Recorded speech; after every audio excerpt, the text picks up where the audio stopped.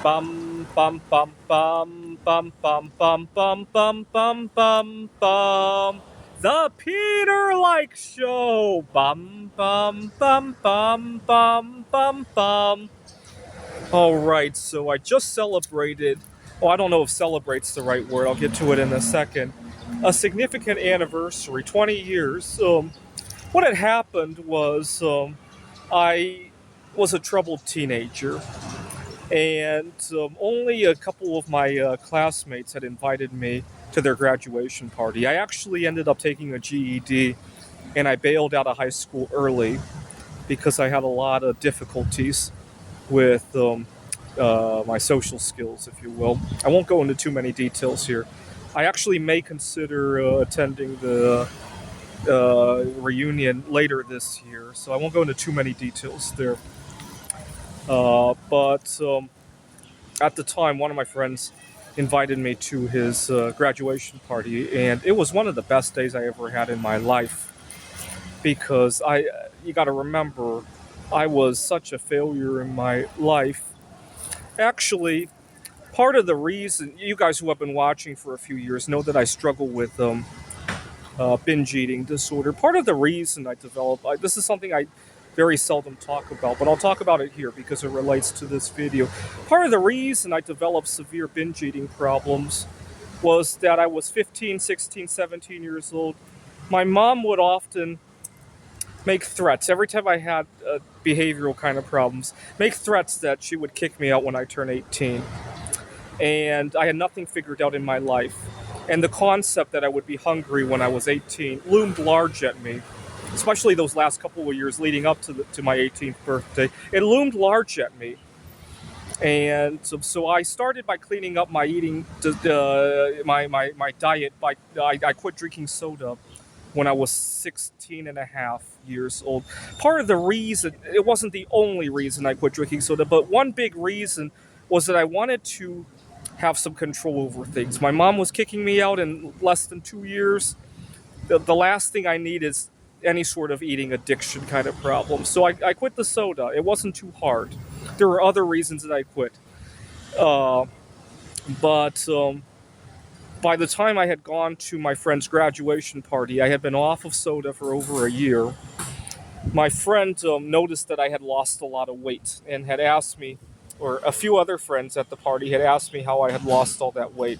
Got to remember, this is a high school graduation party. Soda is flowing like crazy, and I didn't want to cause too much distraction there. So it was kind of weird. But what's really bittersweet about this anniversary is that at the time I assumed it would be the happiest day alive I would ever have. I had nothing figured out. My mom was going to kick me out. I probably assumed that I wasn't going to live very long at that point. I thought I was going to live to be maybe at most 25, right?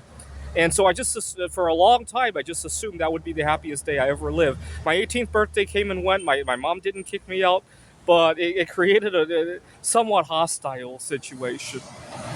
It wasn't until I left my parents' home to go pursue my PhD 3 years later that I actually feel comfortable again.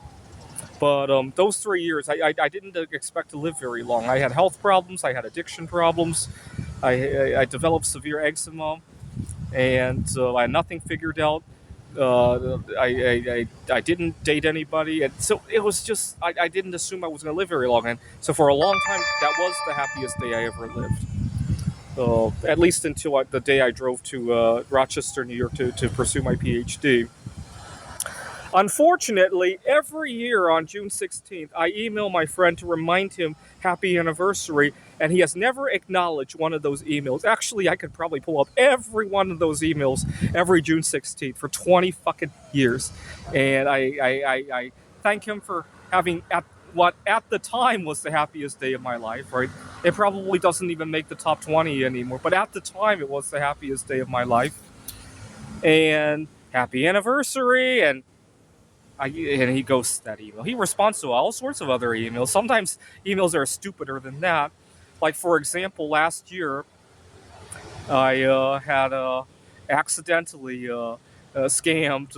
I was buying bismuth online. I accidentally scammed this supplier, and he thought it was funny. And but I talk about the anniversary, silence. And I don't know if he's ashamed of it. I don't know if he just wants to move on from it. But I'll be seeing him at the reunion this year, and I'll thank him once again in front of the others. I'll thank him for inviting me and see what happens. I don't.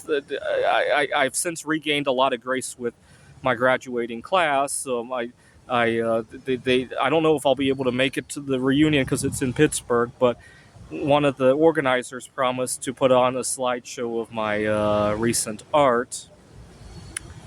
All right, happy anniversary. This is the Peter Like Show. Bum bum bum bum bum bum bum bum bum bum bum.